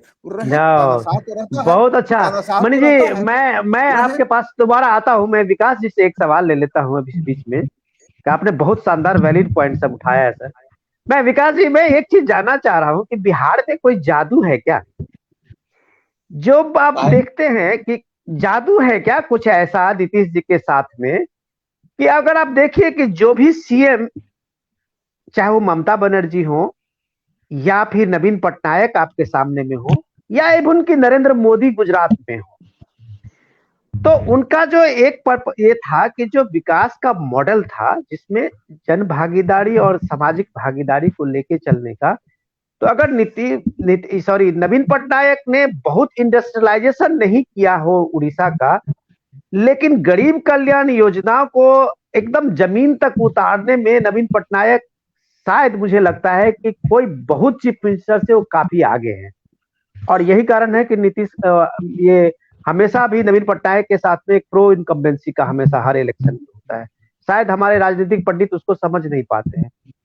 ममता बनर्जी की भी कुछ ऐसी स्कीमें हैं जो उनको आम लोगों से कनेक्ट करता है। अब जब आप बिहार पे लौट आते हैं सर, तो बिहार में पिछले 15 साल से बिजली की, तो आप मैं कह सकता हूं कि बिजली के मामले में बिहार सफिशिएंट है कि हम लोग गांव जाते हैं तो मुझे नहीं लगता है कि दिल्ली से वहां पे कभी लाइट का कोई पावर ऐसा लगता है कि कभी ये जा रही हो या कुछ इस तरह की प्रॉब्लम हो। लेकिन सर जब हम देखते हैं कि ये चल कैसे रहा है बिहार, और उसके अगर रिसोर्सेज को देखें तो एक खेती बाड़ी छोड़ के क्या बिहार को सस्टेन करने के लिए सिर्फ एक माइग्रेशन है, जो आप पोस्टल इकोनॉमी पे बिहार के गांव चल रहे जी रहे हैं। मैं तो किसी दिन कह रहा था कि बिहार में जो भोज हो रहा है वो भी एक जीडीपी का बड़ा हिस्सा है। तो बिहार ये उधार से और ये स्पेशल पैकेज से कैसे कब तक चलेगा सर? बिहार को अभी तो कोई ऐसा स्पेशल प्रिविलेज दिया नहीं गया है। उसकी मांग विशेष राज्य का दर्जा देने के लिए ठीक है सर, मेरा कहना कि बिहार अपने पे खड़ा होने का, एक स्वावलंबी बिहार होने का, जो मनीष जी कह रहे थे कि आत्मनिर्भर बिहार होने के लिए आपके पास 16 साल टाइम दिया, या आपके पास आइडिया नहीं है, या आप आइडिया के जो बिहार में नए जनरेशन के लोग आए हैं उनको आप नेटवर्क नहीं बना रहे, उनको अपने कोऑर्डिनेशन में नहीं ले रहे हैं। तो ये आखिर बिहार में क्या जादू है जो आप सिर्फ चलाए जा रहे हैं? नया चीज किसी के सामने में दिख नहीं रहा है। विकास जी, मेरा ये सवाल। देखिए, दो तीन बातें जो अभी भाई संतोष जी ने कही, आदरणीय भाई मणि जी ने जो बात कही, सबसे मुख्य कि भाई हम बिहार सस्टेन कैसे कर रहा है। तो यह झारखंड बनने के बाद तो वैसे भी कृषि आधारित कृषि प्रधान प्रांत होकर के रह गया, क्योंकि हमारे पास में कोई माइंस मिनरल्स रहे। बालू का जो मसला, एक छोटा सा उदाहरण मैं दे रहा हूँ बालू का। अब उसमें जो माफियागिरी, जो कोल माफिया तो चले गए, बच गए ये बालू माफिया, तो उस पे भी बहुत समय तक रोक लगी रही। मैं बेसिक जो घूम फिर के हम अगर देखें तो कृषि ही हम लोगों का मुख्य आधार है और वह एक बड़ा आधार है। तो ऐसी स्थिति में सस्टेन करने के लिए, जैसा कि अभी बहुत सारे काम हुए हैं बिहार में, जैसे अच्छी सड़कें जो 40 मिनट में हमारे संतोष भाई गांव पहुंच जाते हैं बजाय 4 घंटे। बिजली के बारे में खुद आप कह रहे हैं। यूनिवर्सिटी, चाहे वो नालंदा विश्वविद्यालय हो, केंद्रीय विश्वविद्यालय हो, लॉ यूनिवर्सिटी हो, स्पोर्ट्स यूनिवर्सिटी का प्रपोजल हो, तो ये सारी चीजें एक पेश की गई। आदरणीय लोहिया जी कहते वो जब बीमार थे बहुत, तो डॉक्टर विद्यानिवास मिश्र उनसे मिलने गए एक बार, तो डॉक्टर लोहिया कुछ लिख रहे थे। तो विद्यानिवास जी ने पूछा कि डॉक्टर साहब आपकी तबीयत ठीक नहीं है, आप क्यों जो है इतनी मेहनत कर रहे हैं, जान लगा रहे हैं? तो डॉक्टर लोहिया ने कहा कि देखो प्रोफेसर, ऐसा है कि विचारों की कुछ ईंटें बनाकर छोड़ जाना चाहता हूं कि आने वाला वक्त जब आएगा तो कहीं ऐसा न हो कि निर्माण की भूमि जब खत्म हो जाएगी और एक समय में जब निर्माण के लिए भूमि निकलेगी, जैसे दियारा के इलाके में होता है कि नदी जब छोड़ती है और नई जमीन निकलती है, तो डॉक्टर लोहिया ने कहा कि कहीं लोग निर्माण के लिए ईंट बनाने की हुनर ही न भूल चुके हो। बात यह है ये जो ईंट बनाने की हुनर है, अब बिहार को एक ढांचा तो दे दिया गया। एक नालंदा विश्वविद्यालय जो प्राचीन विश्वविद्यालय था उसकी पुनर्कल्पना की गई, सेंट्रल यूनिवर्सिटी की पुनर्कल्पना की गई, स्पोर्ट्स यूनिवर्सिटी की पुनर्कल्पना की गई। तब एक बात तो इसलिए एजुकेशन का फील्ड हो, कमियां बहुत हैं, ऐसा कोई भी राम राज्य में भी नहीं कोई कह सकता था कि राजा राम के समय में भी एकदम पूरा संपूर्ण सतयुग में या राम राज्य के समय में सब कुछ अच्छा ही था। कमियां आज भी बहुत सारी हैं, लेकिन उसमें अगर हम देखें तो बहुत स्तर पर कार्य हुआ है और सर्व कल्याण के लिए हुआ है। सिर्फ माई नहीं है उसमें सारा समुदाय है।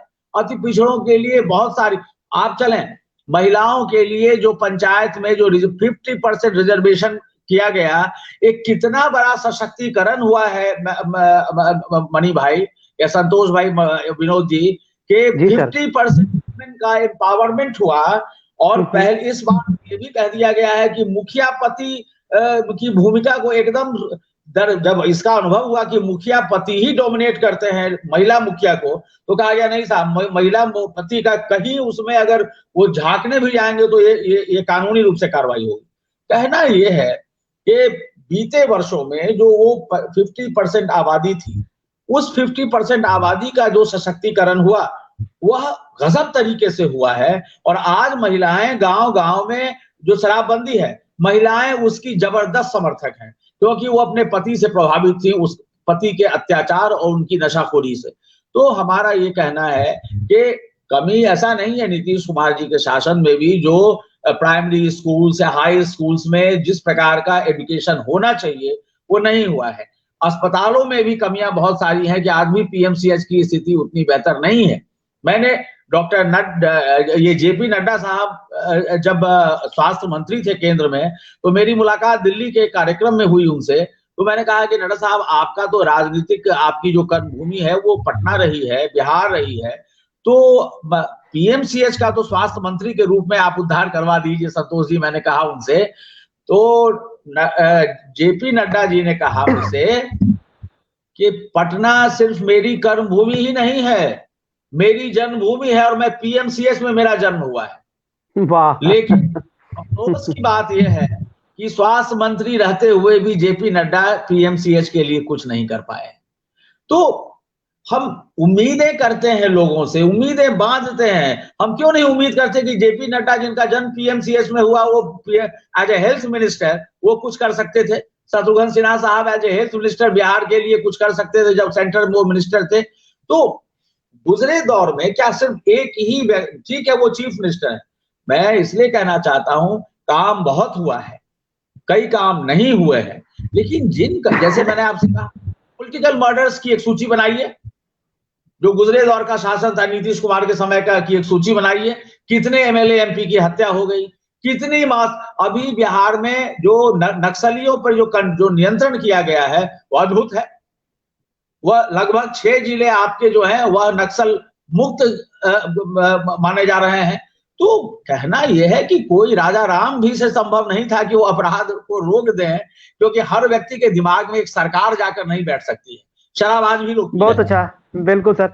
सर मैं चलते चलते सर संतोष भाई की बात से मैं एक बात ये आपसे कहना चाहता हूं कि संतोष भाई ने अभी कहा कि राष्ट्रपति पद के लिए नीतीश कुमार का नाम आया है, और उनके राष्ट्रपति बन जाने से जेडीयू का एग्जिस्टेंस खत्म हो जाएगा। चलिए, हो जाएगा। सीपीआईएम, सीपीआई, कांग्रेस जैसी ऐसी पार्टी जिसने भारत पर इतने वर्षों तक, दशकों तक हुकूमत किया, आज किस दशा में है? क्या एक तो जीवित दशा में ही हम नहीं मान रहे हैं। इन लोगों की क्या हालत हो गई है। ये नेशनल पार्टी, चाहे वो कांग्रेस हो, सीपीआई हो, सीपीएम हो, तो ये पॉलिटिकल पार्टी का क्या फ्यूचर होगा। लेकिन आज नीतीश कुमार के 71वें जन्मदिन पर मैं एक बिहारी के नाते, एक पत्रकार के नाते नहीं, एक आम बिहारी के नाते मेरी ये हसरत है कि भारत के राष्ट्रपति के पद पर Nitish Kumar is the best candidate. और आज उनके जन्मदिन के अवसर पर इस शुभकामना का बहुत अच्छा सर, बहुत बढ़िया। ये अगर सर ये हम लोगों के इस शो में ही अगर ये अनाउंसमेंट को आपने कहा और कहीं की कुछ हो जाए तो हम बिहार स्वाभिमान से, सर मैं मनी जी हम आपको बताते हैं। मैं उनको जरा कहूं, अगर यही प्रतियोगिता है तो मैं प्रधानमंत्री होने की कामना करता हूँ। मैं तो प्रधानमंत्री होने की कामना करता हूँ नीतीश भाई के लिए। वो हो तो इससे बिहार का कितना गौरव होगा। अच्छा सर, मैं आप लोगों के पास मुझे संतोष जी से एक सवाल लेता हूं जो मुझे मौजूद लगता है, और मुझे लगता है कि हमारा जो दर्शक है वो मैक्सिमम यूथ है। तो वो लोगों का जो मैं देख रहा हूं, जो लोगों की इंक्वायरी सवाल पूछ रहे हैं या उन लोगों का इंटरेस्ट है, तो उनके इंटरेस्ट का मैं सवाल संतोष जी से पूछ रहा हूँ कि संतोष जी, यही सवाल मैंने विकास जी के पास गया था यही चीज को लेके कि बिहार में क्या जादू है। क्या बिहार में जो एक दौर था नवरत्न बना के, जो ब्यूरोक्रेट्स को मुझे थोड़ा थोड़ा याद है कि उस दौर में आरके सिंह और ऐसे कई और ब्यूरोक्रेट्स थे, उनकी एक टीम बना के नीतीश जी ने बहुत बढ़िया काम किया था। उनके पहले दौर की बात आप देखें तो क्या आज के दौर में बिहार में टैलेंट पूल की कोई ऐसी संभावना नहीं है, या ऐसे टैलेंट नहीं है बिहार में? या दूसरा कि नीतीश जी का जो है डिपेंडेंसी ब्यूरोक्रेसी पे ज्यादा है कि वो सिर्फ लोगों पे छोड़ दिए हैं कि आपको काम करवाना है? या तीसरा कि बिहार में कुछ संभावना हो सकती है, ये चीजें हमारे पॉलिटिकल क्लास ने शायद सोचना भी बंद कर दिया है, क्योंकि 15-16 साल में बिहार में ऐसी कोई संभावना बनती हुई नहीं दिखी है जिसमें एक एस्पिरेशनल बिहार की एक कोई पॉसिबिलिटीज हो। अभी हमारा पूरा बिहार गरीब कल्याण योजना पे ही जी रहा है, जितना मैं समझ रहा हूँ। संतोष जी, एक आपसे इस तरह के सरकार को हम लोग क्या इस 1 घंटे की बहस में, 1 घंटे की चर्चा में हम लोग अपनी तरफ से सजेस्ट क्या कर सकते हैं? जी, एस्पिरेशनल बिहार की आप बात करते हैं, और इसके पहले थोड़ी सी मैं भूल गया था, विकास सर बराबर नालंदा की चर्चा कर रहे थे, मैं अभी घूम के आया हूँ अभी, और 455 एकड़ में राजगीर फुट हिल्स पर बहुत अच्छा बन रहा है। तकरीबन जो एंशिएंट नालंदा है उसके आर्किटेक्चरल ग्रैंडर को रेप्लिकेट कर रहा है। वो सिविल इंजीनियरिंग के लिए केस स्टडी होगा। 1000 साल पुराना स्ट्रक्चर, अभी का स्ट्रक्चर, वाटर हार्वेस्टिंग, नेट जियो कैंपस, और मात्र 8% लैंड को यूज किया है, और ऑलमोस्ट 80-90% स्ट्रक्चर रेडी है। और आप जो देखेंगे, मैं देख के दंग हो गया, मैं भी ये सोच के नहीं गया था कि ऐसा होगा। 6 घंटे रहा मैं, लास्ट वीक में जाकर आया हूं। तो ये अब केंद्र का पैसा है, बिहार सरकार ने 455 एकड़ जमीन दिलवाई संयुक्त रूप से, लेकिन उस इथॉस को रिक्रिएट करना ये अपने आप में बहुत बड़ी बात है। उसको डिस्क्रेडिट नहीं करना चाहिए, नहीं सेंटर को, न स्टेट को। That is one. और मैं थोड़ा सा इसके पहले थोड़ा सा मैं विशद कर देता हूं, क्योंकि मुझे लगता है ये मेरा कंक्लूडिंग होगा, उसके बाद मुझे समय नहीं मिलेगा। अब लोहिया जी का जो चौखंबा राज था, तो उसमें दो पक्ष जो थे स्टेट के बाद, डिस्ट्रिक्ट और वो विलेज एडमिनिस्ट्रेशन की बात करते थे, जिसमें कि विलेज की पुलिस की बात करते थे। तो एक तरह से कहीं ना कहीं कहिए कि पंचायती राज सिस्टम में वो विलेज वाला थोड़ा सा तो रेप्लिकेट हुआ, भले ही उसमें आप ये कह सकते हैं अनकम्पल्सरी एलिमेंट आए, मुखिया बहुत अमीर हो गए। आप गांव आप जाएंगे तो सबसे अच्छा मकान जो मिलेगा मुखिया जी का ही मिलेगा। वो अनदर स्टोरी है। तो वो एक वहां, लेकिन डिसेंट्रलाइजेशन हुआ पावर का डिसेंट्रलाइजेशन हुआ, और स्कीम भी पहुंची, उसका दुरुपयोग हुआ। स्कीमों का मैंने नल जल योजना पर भी स्टोरी की है, उसके इम्प्लीमेंटेशन में क्या बंदर बांट है, ये सारी चीजें हो रही है। लेकिन हाँ, ये कह सकते हैं कि अगर लोहिया की आइडियोलॉजी से अगर नीतीश कुमार ने सीखा तो पंचायती राज सीखा, और कर्पूरी ठाकुर वाले से वो स्कूल का फी वेवर सीखा, उस चीज को रेप्लिकेट किया। तो अगर if you force me the wall, तो मैं जरूर कहूंगा कि Nitish Kumar is the last socialist leader. और हम लोग जब अपना कंक्लूड करेंगे, मेरा 25 साल का करियर हो गया, तो मैं भी प्राइड बहुत फील करूंगा कि मैंने नीतीश कुमार को कवर किया है, जैसे कर्पूरी ठाकुर को विकास सर ने किया होगा, या और जो चीफ मिनिस्टर और लोगों ने किया होगा। तो उस कालखंड को आप कवर करते हैं, तो आप जो रिट्रोस्पेक्ट करते हैं, तो प्लस माइनसेस देखते हैं, समालोचक तो हम लोग रहेंगे। मैं जब एक पर्सनल इंटरव्यू में उनसे मिलने गया तो मैं उनका एक 2010 में उनके साथ मेरी तस्वीर थी, तो मैंने कहा कि आप इस पर ऑटोग्राफ कर दीजिए। तो बोला कि आश्चर्य से मुझे देखने लगे कि ऐसा क्यों? कि मैं एक नागरिक भी हूँ, मैं पत्रकार हूँ, मैं टेबल के उस पार रहूंगा, लेकिन आप मेरे मुख्यमंत्री हैं और पसंदीदा मुख्यमंत्री रहे हैं, शिकायत करेंगे, आज ही बोलूंगा, कल ही बोलूंगा। ये आलोचना का दौर चलता रहेगा। एस्पिरेशनल बिहार में मेरा एकमात्र सजेशन ये है, मैं देखिए मेरा 21 साल का बेटा है, बेंगलुरु में पढ़ रहा है, सबके इस तरह की स्थिति होगी। मैं एक कॉलेज ढूंढ रहा हूँ कि एक बिहार में ऐसा मुझे क्यों कॉलेज नहीं मिला कि मैं अपने बेटे को बिहार में एडमिशन करा पाया। बहुत अच्छा सर, यही मैं जवाब चाहता था। मैं वही चाह रहा हूँ। ठीक है, आज एम्स आ गया है, अच्छा लगता है, मेरे घर से 7-8 किलोमीटर की दूरी पर है, अच्छे इंस्टीट्यूट है, वो तो हेल्थ के सेक्टर में थोड़ा सा एकदम हो रहा है। में क्वालिटी ऑफ एजुकेशन, इन्वेस्टमेंट, ये इथेनॉल वाला डिसीजन थोड़ा सा पहले हो जाता और इंडस्ट्री आती। एग्रो सेक्टर में बहुत संभावना है, आईटी सेक्टर में बहुत संभावना है। अभी देखिए स्टार्टअप्स बने 185 स्टार्टअप अभी हाल कोरोना काल में आए हैं। तो ये चीजें स्पीड पकड़े, इसका इंप्लीमेंटेशन हो इस छोटे छोटे पॉकेट्स में, जिसे बड़े बड़े इंडस्ट्री को देंगे तो रोजगार क्रिएट नहीं होगा। ये पुराना लॉ है, लेबर में छोटे छोटे जगह जगह तो रोजगार का भी सृजन होगा। हमारा मखाना की ब्रांडिंग क्यों नहीं हो सकती? हमारे इतना विशद एरिया है, हमारे पास मेज के लिए स्टार्च की फैक्ट्री क्यों नहीं बन सकती है? तो हमको उस चीजों को आइडेंटिफाई, जो हमारे पास है, आलू है, हमारे पास आलू है, टमाटर है, तो इसमें एग्रो में एक लाइन में ये कहूंगा कि एग्रो में हमारे पास अपार संभावना है। अब वो भी बात नहीं है कि हमारे पास रोड नहीं है, बिजली नहीं है, और वो लॉ एंड ऑर्डर का भी इशू नहीं है, जो विकास बराबर बोल रहे थे कि रोड रॉबरी नहीं होती है, किडनैपिंग और रैंसम नहीं है, कि आप नाइट लाइफ शुरू हो गई है, आप कहीं भी किसी टाइम में ट्रेवल कर सकते हैं। पॉलिटिकल मर्डर्स ऑफ कोर्स मतलब एकदम मिनिमल हो गया है। लास्ट मैसेकर 2009 का खगड़िया का मैसेकर अलोली का हुआ, उसके बाद कोई मैसेकर नहीं हुआ है। तो ये सारी चीजों पर हुआ है, लेकिन जब हम कंपेरिजन करते हैं तो हमको दिमाग में आता है कर्नाटका है, महाराष्ट्र है, गुजरात है। वहां के मॉल्स में जाएंगे तो मैं कर्नाटका गया तो मुझे लगा कि यूएस आ गया हूं। तो मैं एस्पिरेशन तो होगा, आप 20 साल रहे हैं, प्रश्न तो पूछेंगे, प्रश्न तो पूछे जाते रहने चाहिए। तो बहुत अच्छा सर, अपेक्षा यही है कि आपने डिलीवर किया, लेकिन आप बेहतर कर सकते थे और अभी भी कर सकते। सर ये एंड रिमार्क आपका जो है, मैं समझता हूं कि आज का जो ये हमारा दलान है, हम लोग एक छोटे से स्पेस में भी 100-200 लोग हमारे साथ इसको देख रहे होंगे और उसके बाद वो यूट्यूब चैनल पे देख रहे हैं। लेकिन मुझे लगता है कि ये सब चीजें हम लोग दलान पे एक चर्चा करके इसी एस्पिरेशनल बिहार को खोजने की हमारी एक कोशिश है और हम लोगों की पहल है। मनी जी अगर हो जुड़े हुए, अगर लास्ट में अपना कोई रिमार्क देना चाहेंगे तो हम स्वागत करेंगे कि मनी जी अपना कुछ लास्ट में अपना इस चीज को जो हम कंक्लूड कर सकें। और नीतीश जी के लिए हम लोगों ने दोनों तरह की चीजें रखी है सर, हम लोगों ने बैलेंस किया है बहुत। मुझे लगता है कि नीतीश जी को एक पर्सनालिटी के रूप में जानने में आज की इस चर्चा में हमारे नई पीढ़ी के लोगों को काफी मदद मिली होगी कि नीतीश जी का एक होलसम पैकेज क्या है। मनी जी आप उस पैकेज में कुछ छूट गया हो तो ऐड कर दीजिए। अभी संतोष जी ने कहा उससे मैं अपने को जोड़ता हूं कि वह अच्छा कर सकते थे और वह नहीं कर पाए हैं। अब यह एक जो चीज है, मैं यह बहुत बड़ी बिहार के लोगों की पीड़ा है। 15-16 साल से जो आदमी है वह बार बार अभी भी कुछ अपने यह केंद्र से यह विशेष स्पेशल पैकेज नहीं मिला या स्पेशल पैकेज नहीं मिला, ये स्पेशल पैकेज वगैरह सारे की बात होती है। लेकिन जब मैं जानता हूं कि मुझे यह नहीं मिलेगा तो हम अपने साधनों से विकास की रूपरेखा तैयार करेंगे। आप कामराज के जमाने की बात मैं कह रहा हूं।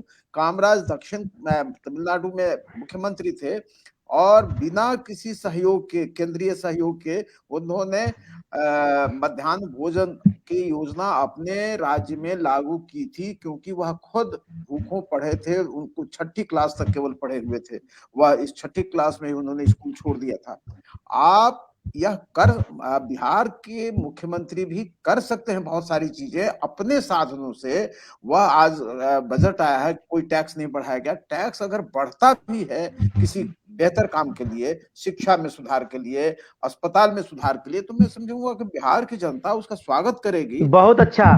क्यों नहीं किया इन्होंने, यह अफसोस ये सवाल तो मनी जी बिल्कुल, और ये सवाल तो पूछा जाएगा नीतीश जी से। फिर मैं कहूंगा आज उनका जन्मदिन के दिन नहीं और हम जन्मदिन पे सर, हम लोग जन्मदिन पे बहुत अच्छा बधाई दूंगा। मैं विकास जी से एक लास्ट में कमेंट ले लेता हूँ। विकास जी, ये सवाल जो संतोष जी ने ये किया है, वो जो एक स्पेशल बिहार की बात हम कह रहे थे सर, लोगों में एक उम्मीद है। हम जब विकास जी हमारे सामने में होते हैं तो मुझे भी एक उम्मीद होती है कि विकास जी हमारे एक गुरु हैं, हम उनसे और कुछ उम्मीद कर सकते हैं।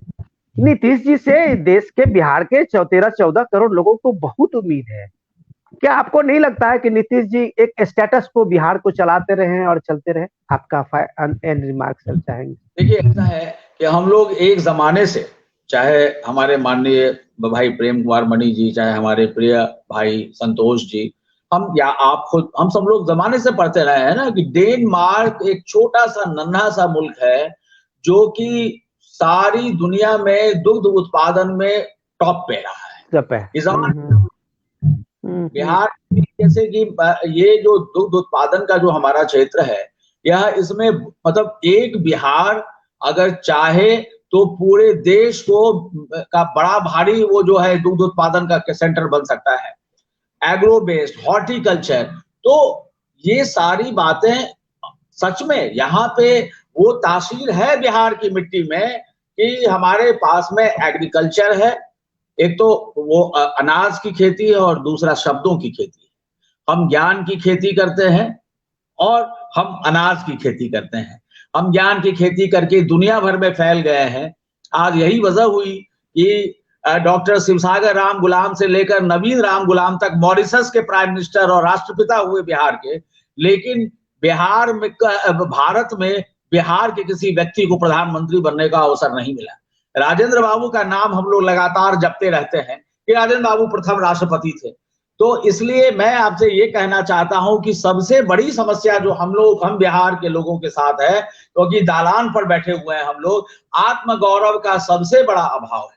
आज आप बंगाल चले जाए तो कोई भी एक साधारण से साधारण लेखक के बारे में कोई बात करेगा कि वो विश्व ख्याति फलाना फलाना, लेकिन अगर मान लीजिए किसी भी एक बड़े दिनकर जी को ही ले लीजिए तो यहाँ लोग चर्चा करेंगे, लेकिन आप कभी जनरल चर्चा नहीं सुनेंगे दिनकर जी को लेकर कि 12 चर्चा हो रही है।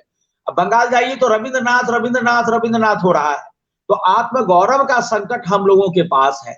हमने अपने नायक का हरदम नायक को खंडित करने का हमारा जो कल्चर है कि नायक को खंडित कैसे किया जाए, तो अपने को खंडित होने से बचाने के लिए ही बिहार का नायक हमेशा से परेशान रहा है। बहुत क्या बढ़िया। करें? और इसलिए आज इस मौके पर आज देखिए, उत्तर प्रदेश से हमारे आदरणीय मोदी जी मेंबर पार्लियामेंट हैं और हमारे आदरणीय राष्ट्रपति उत्तर प्रदेश से आते हैं। उत्तर प्रदेश जाहिर है कि भारत का सबसे बड़ा सूबा है, तो प्रधानमंत्री उत्तर प्रदेश के, राष्ट्रपति हमारे उत्तर प्रदेश के हमारे आदरणीय राष्ट्रपति महामहिम बिहार का बिहार सर आपने जो है संतोष जी को उस लीड को हेडलाइन बना दिया और हम लोग आज तो चर्चा को इसी पे यहीं पे विराम देते हैं। लेकिन मुझे एक लाइन जी सर, जी सर, बिहार के सारे लोग एक मत होकर इसकी मुनादी करें कि we need Nitish Kumar as the president of India. तो मनी जी की बात भी पूरी हो जाएगी। वो अब चाहते हैं कि नीतीश जी आप छुट्टी ले लें और एक दो रोटी को पलटना तो रोटी को सर मनी जी सर क्या है द लास्ट सोशलिस्ट, आपको लगता है कि संतोष जी लिखेंगे इस किताब को? सर बहुत अच्छा लगा और मुझे लगता है कि इस तरह की चर्चा जो है बिहार की नई दिशा देने में हम चार लोग बैठ के तो बहुत बड़ी चीज नहीं कर सकते हैं इस छोटे से स्पेस में, लेकिन बिहार को डिस्कोर्स बदलने में हमारी भूमिका भी हो सकती है। और जब कभी हम जुड़ेंगे फिर एक बार बिहार की चर्चा करेंगे। संतोष जी आपका बहुत धन्यवाद। विकास जी आपको समय देने के लिए बहुत बहुत धन्यवाद। मनी जी आपका सबसे ज्यादा धन्यवाद कि आपने एक हम लोगों के इसका एक थोड़ी सी एक इस चीज पे पहल पे आप मान जाते हैं कभी कभार, हम सदा आपके आभारी हैं। संतोष जी हम लोग फिर मिलेंगे, लेकिन इस बिहार की चर्चा को अभी जारी रखेंगे। नमस्कार सर, थैंक यू।